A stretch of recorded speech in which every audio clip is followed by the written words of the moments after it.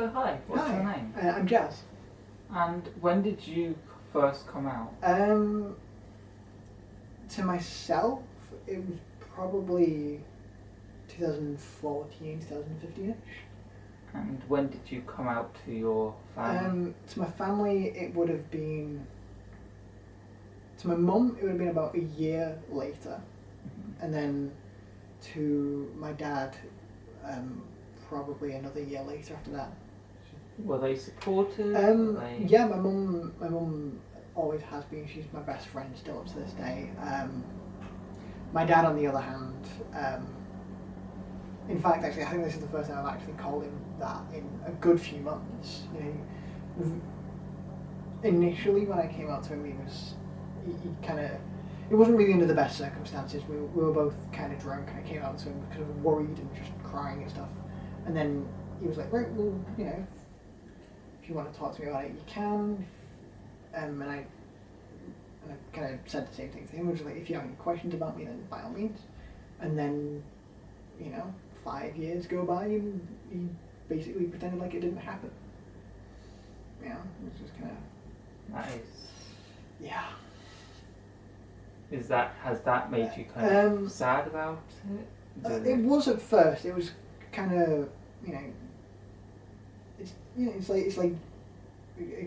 I don't know, it's perfectly just your dad just looking straight through you, as though you're not actually the person that you are. You're just, the person that he wants you to be. And then, just before I'd left for university, we had a pretty big argument, and I ended up actually leaving his house, and because we were 1 week at my mum's, 1 week at my dad's at the time, and then this was the Saturday we'd gone back to his on the Friday, and then it's arguments, and I just packed my bag and left. Went back to my mum's, and it's been me, my mum, and my little sister since. Went to uni, didn't speak to me since, and then just kind of, you should become the sperm donor rather than my dad. Well, I'm sorry about that. No, It's it's sad. fine, Sometimes you have to shove it in your parents' Yeah, face. no, I know. I've said this to my mum in the past, but I don't miss him. I miss my dad. I miss that paternal role, but he was never really. Do you ever think of calling your dad and just being like, hey, I don't, or do you feel like it should be him that contacts you?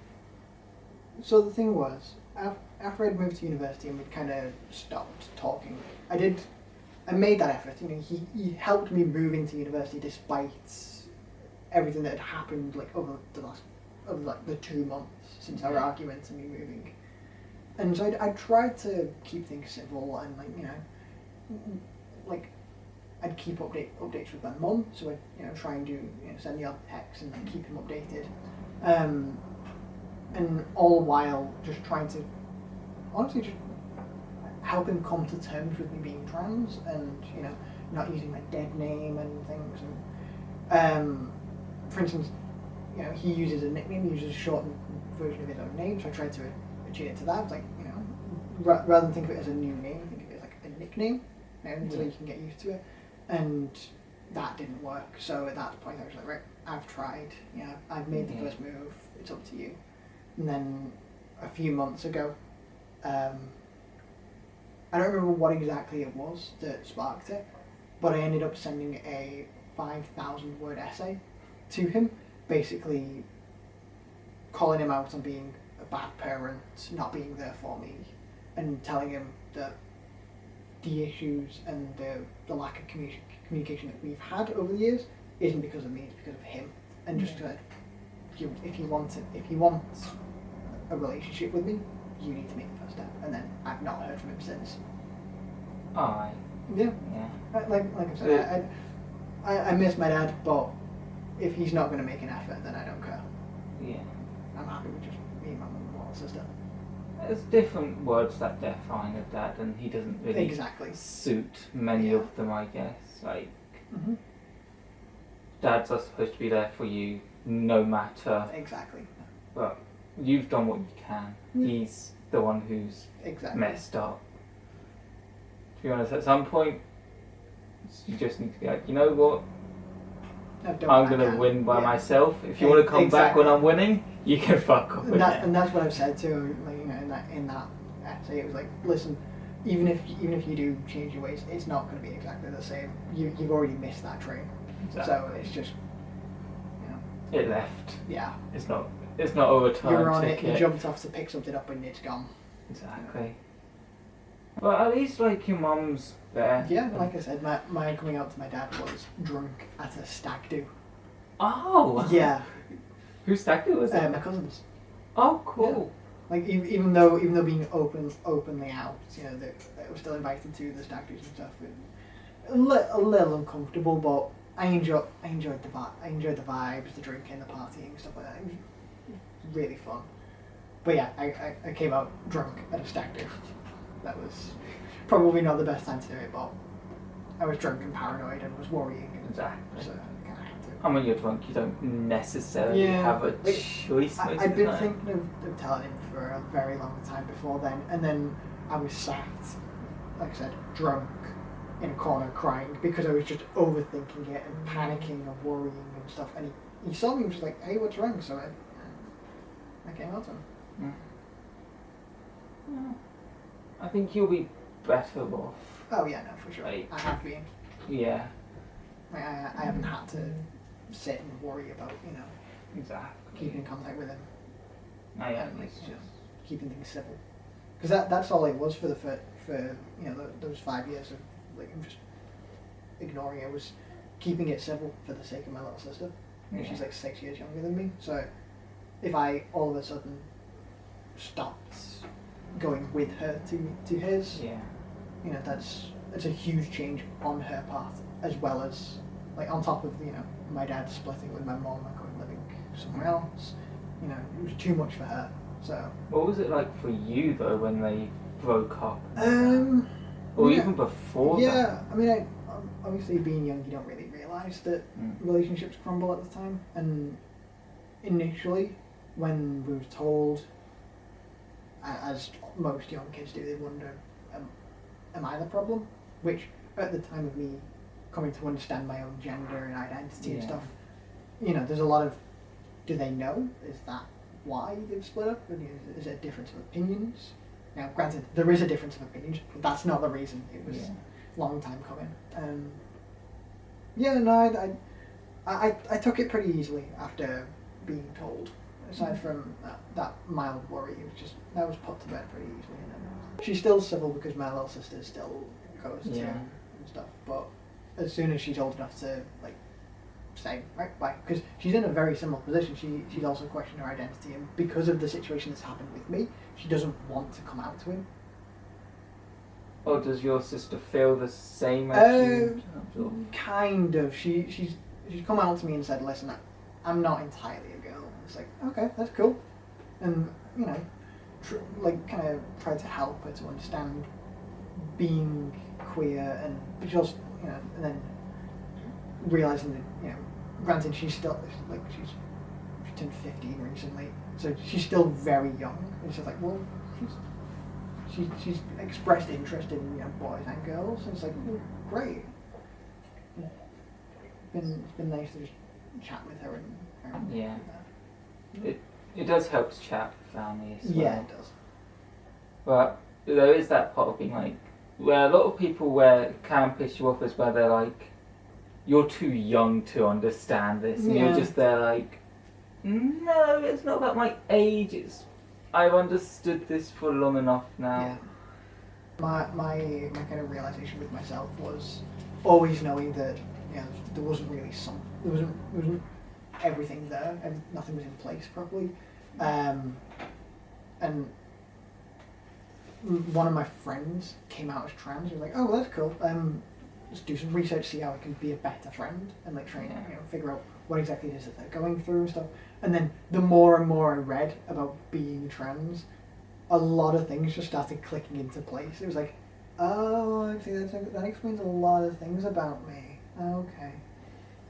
That's how I figured out I was trans. Like, When did you fully like join being trans? Like, when did you fully start growing your hair out, deciding just to around the time that I came out to myself, because once I'd made that realization, the way that I came out to my friends was in our group chat.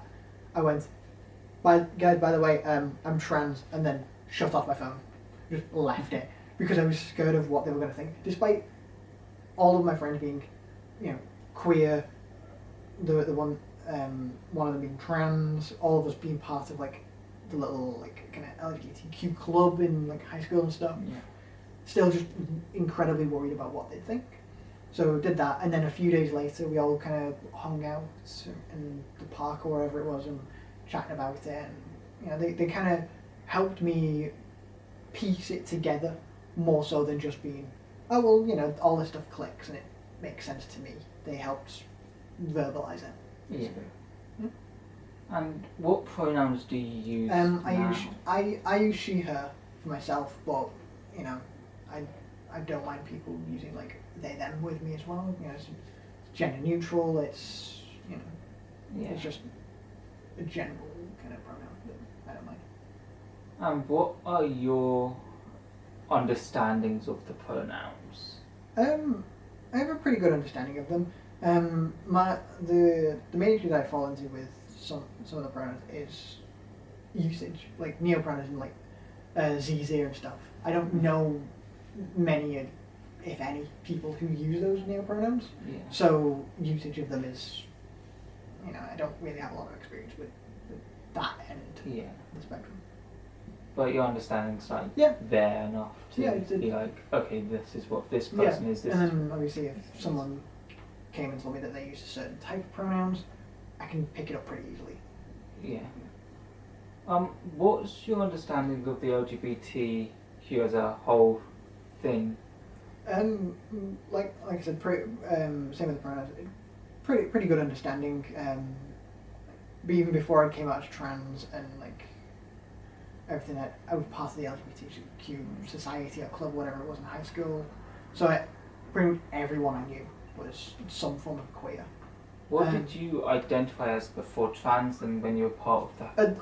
At the time, I was cis. I was the token straight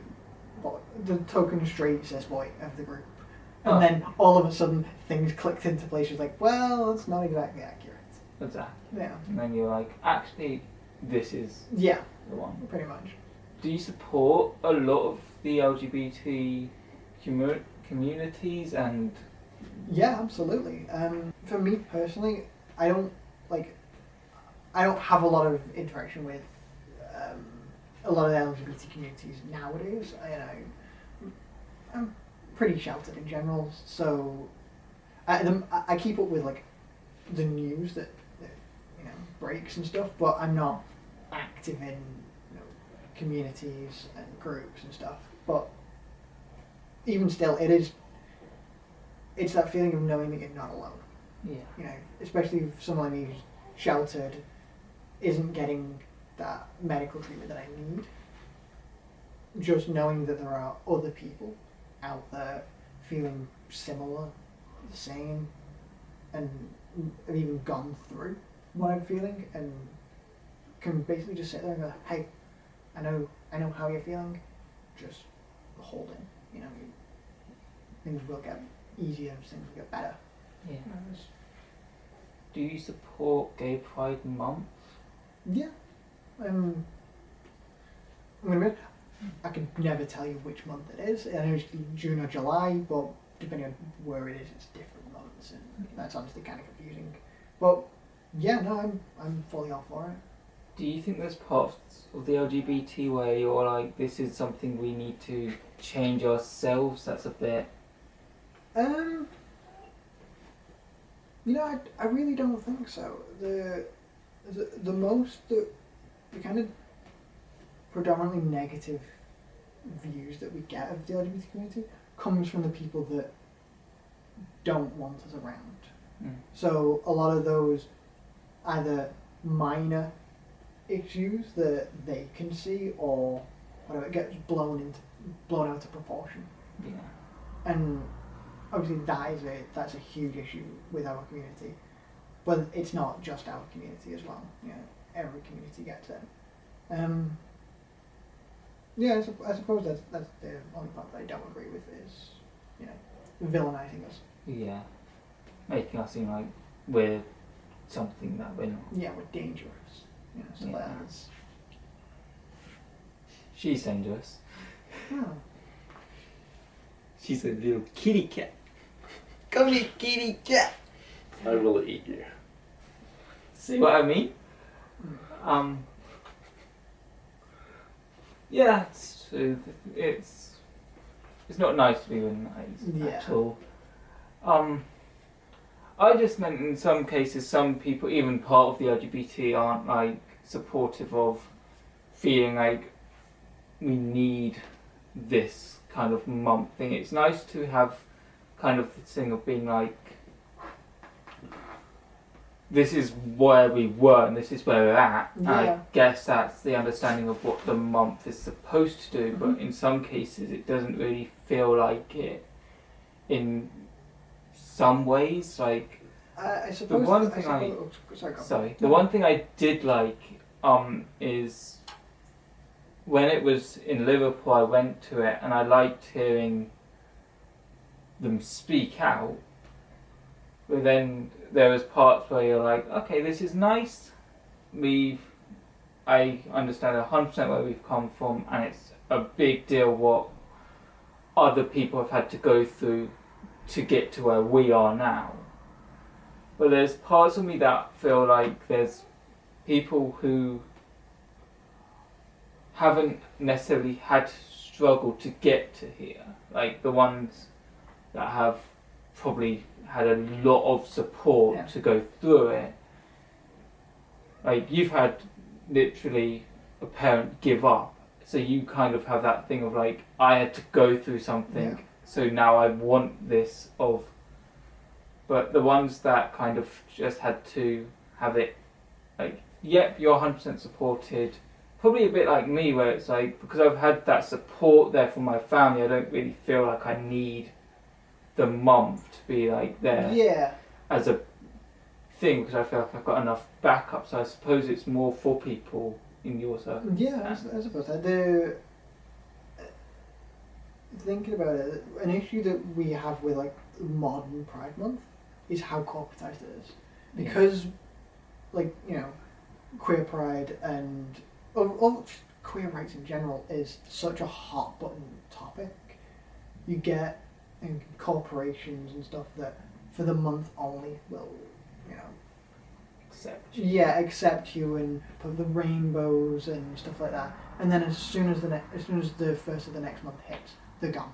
Exactly. Or, you know, like last year being 2023, a lot of companies and stores having to take them down early because of, you know, negative reactions and threats.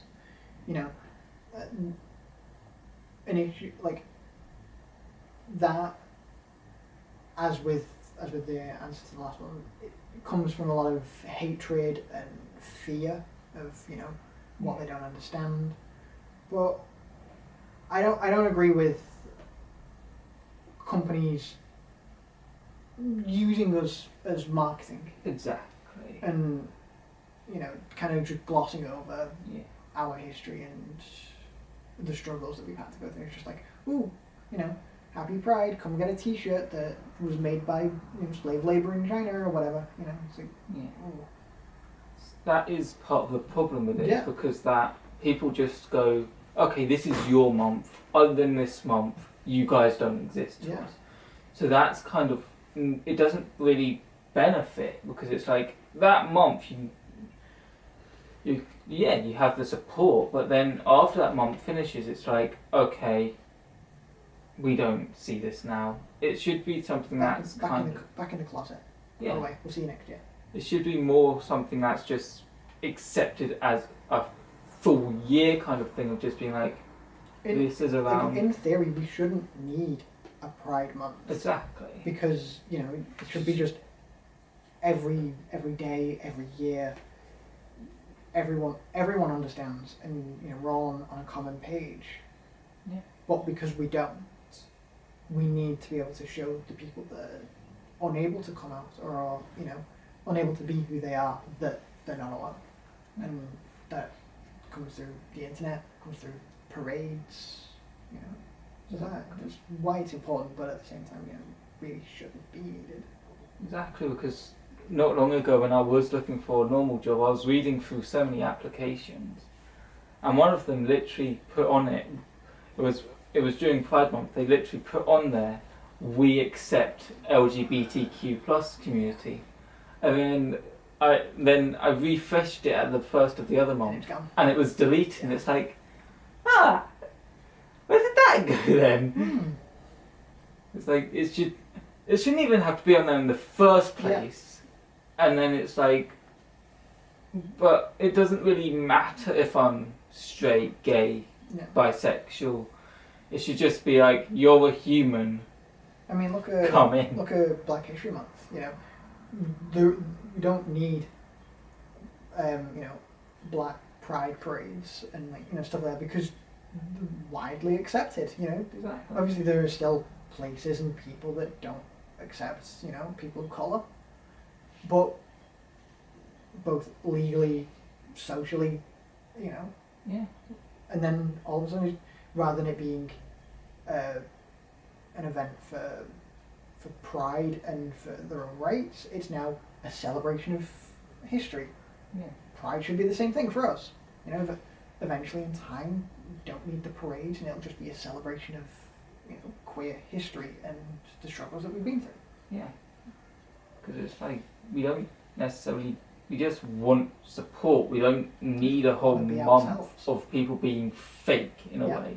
Because that's what it is, it feels a lot. It's like, you've got these people going around with flags, but you're like, the confusing part is are they going around in flags because they're gay and they're supporting it, or are they just going around in flags because they feel they have to go around in a flag? I mean, that's the question.